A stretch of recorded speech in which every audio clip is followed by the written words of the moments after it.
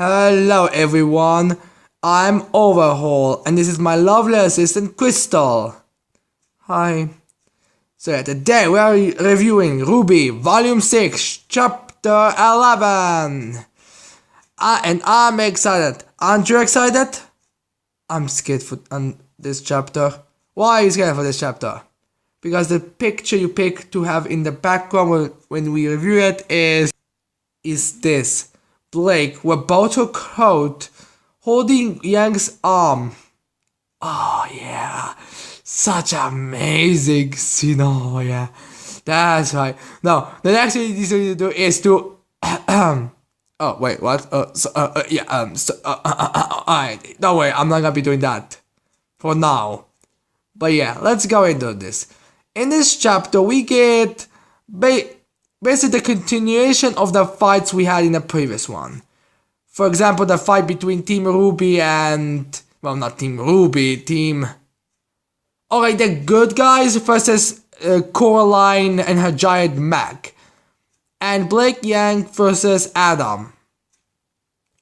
The other thing to really mention about Team Rwby and Caroline's fight is that it's very clear that the good guys have the advantage over Coraline because, well, it's a giant robot. It doesn't seem to be really built for fighting, well, anything small against a couple of people that are strong enough to fight Huntsman. One of them being a Huntsman, the other one being an ex-Huntsman. So as you can imagine, it's clear that the advantage is in their favor. And even so that's the case, I do like the fact that it's not completely domination.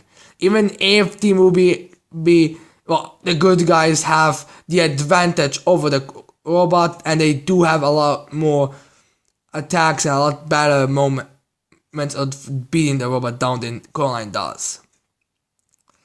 Yeah, true. I mean, there are a lot of things that happen, like the barrier, the different cannons, and other weaponry.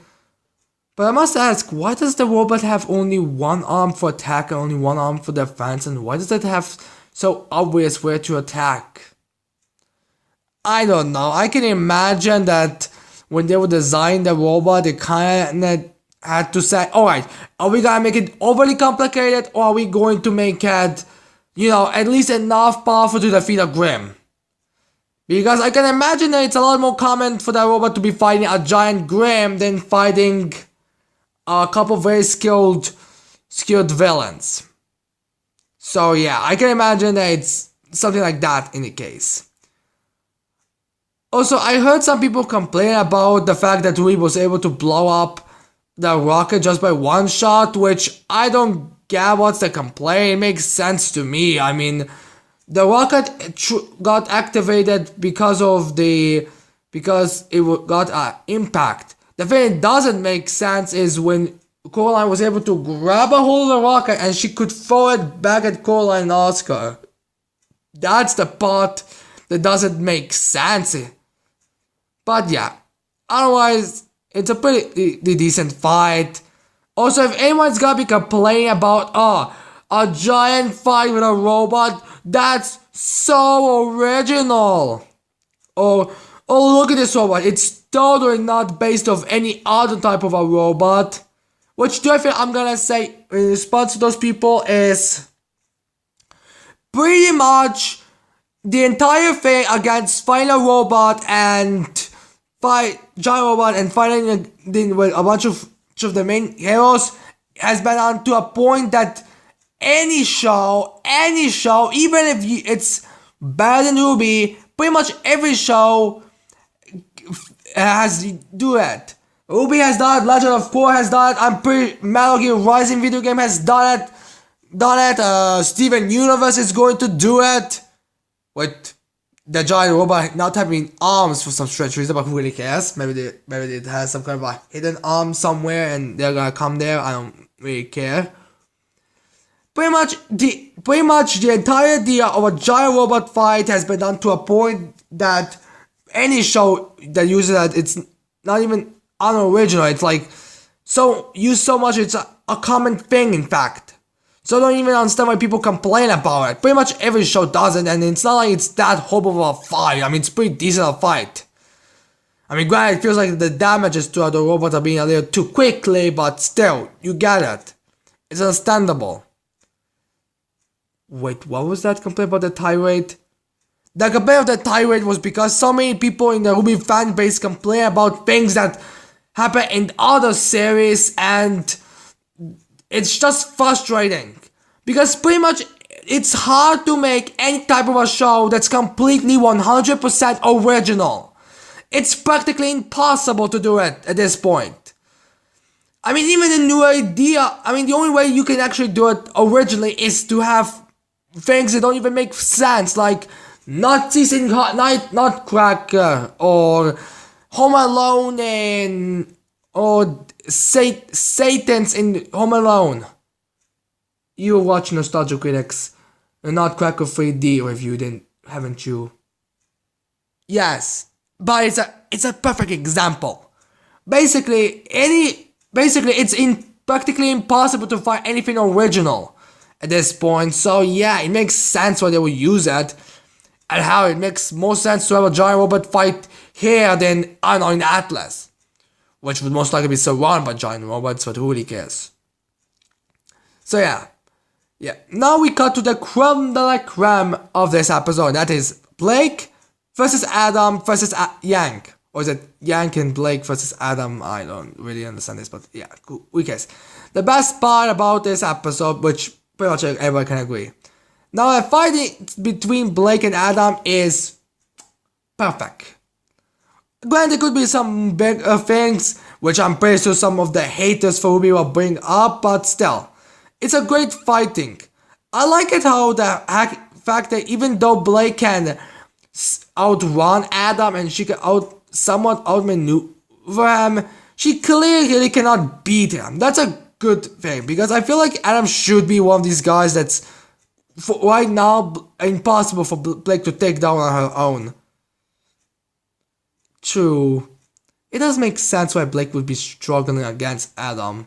I mean, even if she can get more hits on Adam and she can dodge his attacks more, it's not like she has a chance to beat him. I mean, he's physically stronger, he's definitely more skilled than her, even if she can get a bit of the upper hand.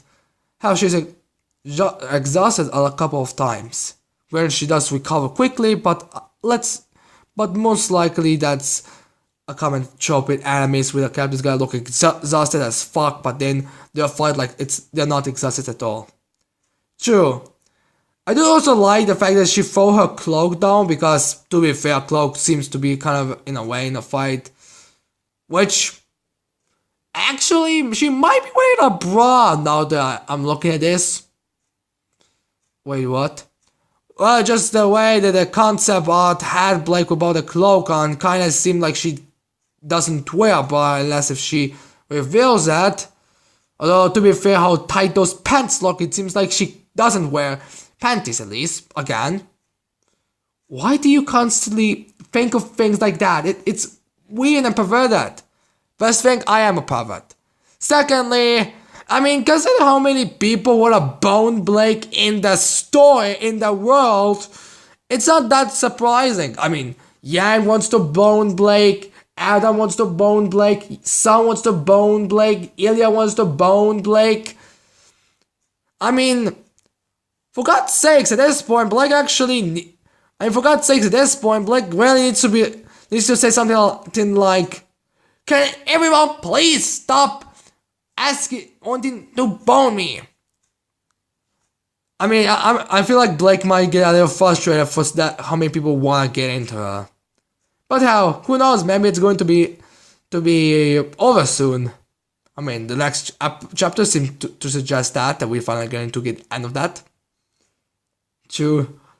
I want do Blake and Yang kiss after this volume? I would like to see it. I'm pretty sure everyone that doesn't hate Bumblebee will see it. And that does make sense. I mean, there is enough scenes and there has been enough progression, enough reasoning. But yeah, besides that thing, let's also talk about Yang's PTSD. That was a weird segue. Be quiet. So yeah, people are gonna be complaining about Yang's PTSD being so weird. Like, First, she literally jumps and throws her bumblebee bike into Adam, and he is able to deflect it. Also, one note to mention, Adam actually destroys Blake's sword, which some people have been complaining that, oh great, now Blake's going to get a shitty sword, or stuff like that, which I will personally ask you, the blade was the only thing that got destroyed, so it's possible that the blade can be replaced. So as long as the blade brings the big part, the entire thing, and they can probably replace the blade in Atlas. And hell, who even knows what kind of a sword she'll get if she even gets a new one. I can imagine her just getting the same one. But yeah. So yeah. Now, Yang's PTSD, it's been brought up a lot of times and it never really went anywhere.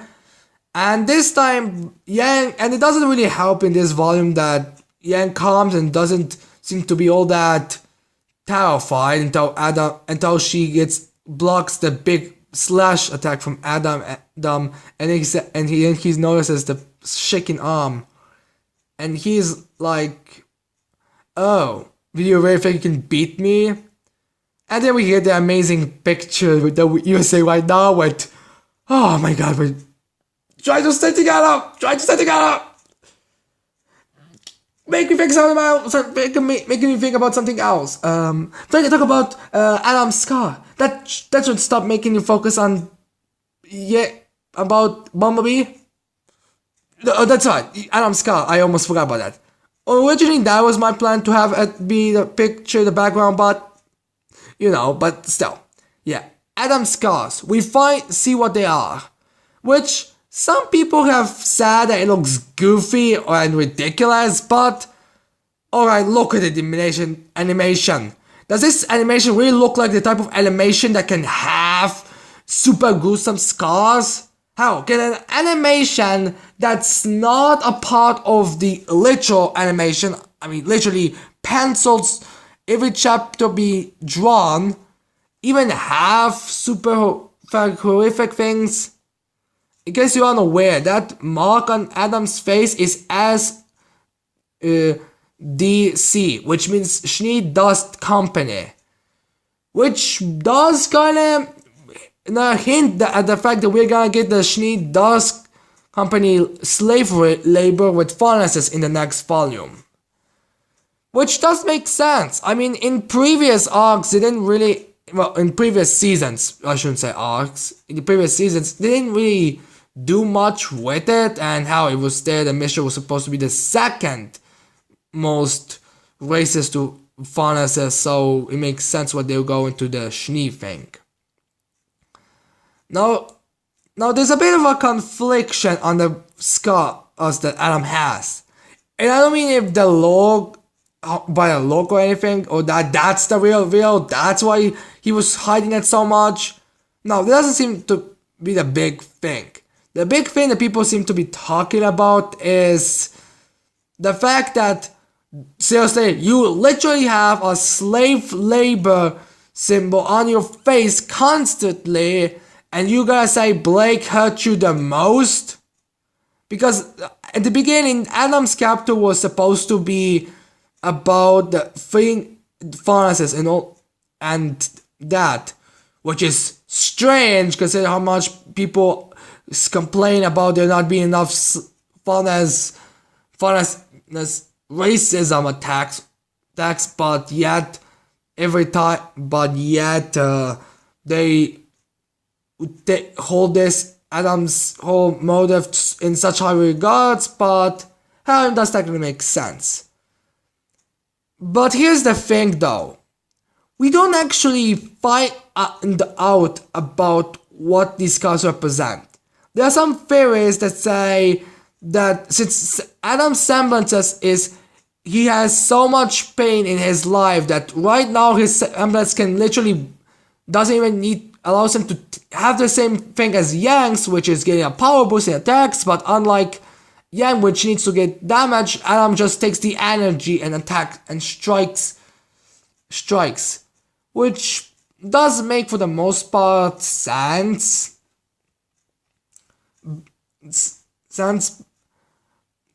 But since we don't know exactly, it's hard to say specifically.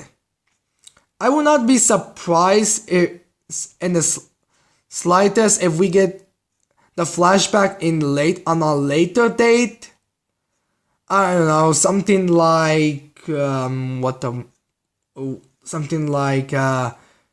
I don't want to spoil much for the next chapter, but let's just say if there was ever if let's say that shadowy figure that's in that poster that we all assume is Cinder is actually not Cinder, it's actually a completely different character, I would say that there might be a character that can have a weird way to bring, well, let's just say a weird way to have Adam's memories coming back, because I don't want to spoil the next chapter, so I'm not gonna go into it. I'm just gonna say, expect me to have my a bit of a fan fiction, it's more likely to say, about it.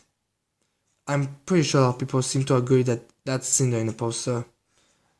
Maybe so, but I'm just saying that Cinder in the poster doesn't look much like it, and we do have a scene that hasn't been shown yet in the trailer. But yeah, people are complaining about the fact that Adam's sole purpose and determination is for Blake.